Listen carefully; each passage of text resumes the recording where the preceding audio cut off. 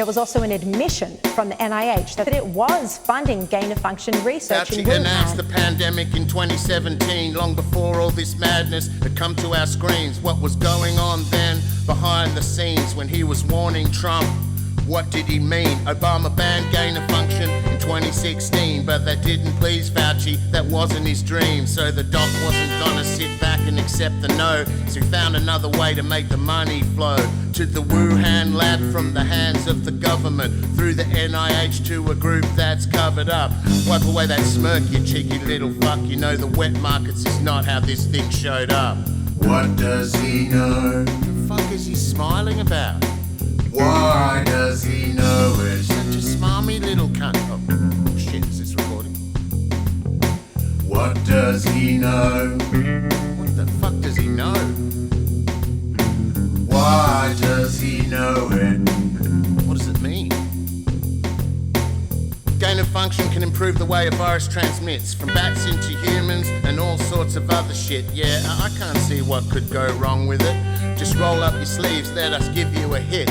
And as it turns out, there's a much deeper pit, and in the pit is our very own CSIRO. Up from Cairns to Geelong, our bats did flow. Since 2010, with the Wuhan scientists, Sky News was onto it until YouTube censored it. Yeah, Sky News was fucking onto it. Why does he All know aspects it? of the pandemic. And then our big brothers at YouTube shut them What does down. he know? Thanks, big brother. Why does he know it?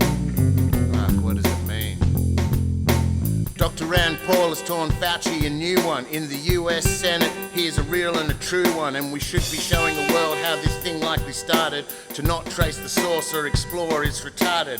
Fauci's been around since the pandemic of AIDS, cashing in on the treatments his company's made. So what constitutes a conflict of interest? The Indian doctors found HIV inserts. Queensland vaccine trial, people tested positive to the HIV virus, but not much more was said.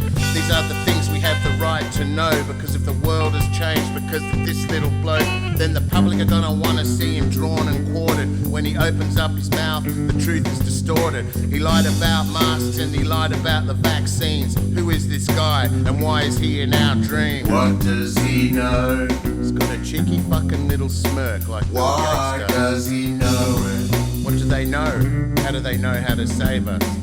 Yeah, Fauci announced this does he pandemic know? in 2017. Yeah, how the Why fuck do they know? does he know What the it? fuck does this mean?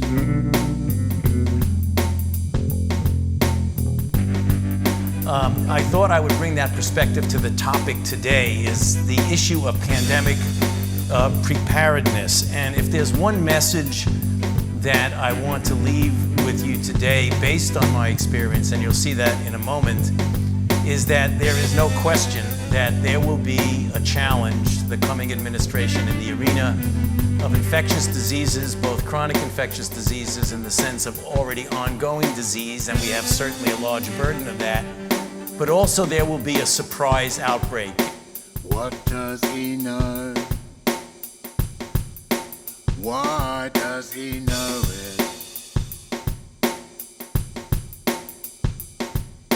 What does he know? Why does he know it? So one has to look really closely at all the sequences to see that some of the features look engineered. Again, this is January 31st, 2020. Second sentence, Eddie, Bob, Mike, and myself all find the genome inconsistent with expectations from evolutionary theory. Email arrives 10:32 to Dr. Fauci on January 31st, 2020. 2 hours later at 12:29 in the morning, Dr. Fauci sends an email to his top deputy, Mr. Hugh Auchincloss. Guy's worked for Fauci for 15 years, part of his inner circle. Sends it, subject line says important in all capital letters. He attaches a paper on gain-of-function research written by Dr. Barrick and Dr. Shi. Dr. Shi, of course, is the so-called Bat Lady, Bat Woman, the lady who does research in the Wuhan, China lab. This email, Dr. Fauci says, again, to his top deputy, it is essential that we speak this AM. Keep your cell phone on, read this paper. You will have tasks to do today that must be done. Notice the intensity. Notice the focus. I mean, this is the house is on fire email here. Thank you very much, Senator Paul. It's always good to talk to you. Thanks for especially having about Dr. Fauci. And there's been a lot of revelations in the last week, particularly from the NIH. There was the letter that talks about what they knew and what they funded in regards to Echo Health Alliance's grant and gain-of-function research. How damning is this letter really for Dr. Tony Fauci? You know, over the past several months, we've found a large amount of evidence that the virus, in all likelihood, originated in a lab. Some of this evidence is based on the fact that they were doing a type of research, gain of function, where they take an unknown virus and then they combine it with a known virus like SARS, which is a coronavirus from 2004, 15% mortality. They combine these viruses, they create a new virus, not known in nature, then they test it to see if it infects humans. I've been saying that's gain of function research. Dr. Fauci's been denying it, but now the NIH has admitted yes. Some of the laboratory experiments in Wuhan were combining these viruses, and yes, the result did gain function, which means it gained lethality. They made a virus that's more dangerous than anything they had to be working with, but they're still trying not to admit that it ever really happened.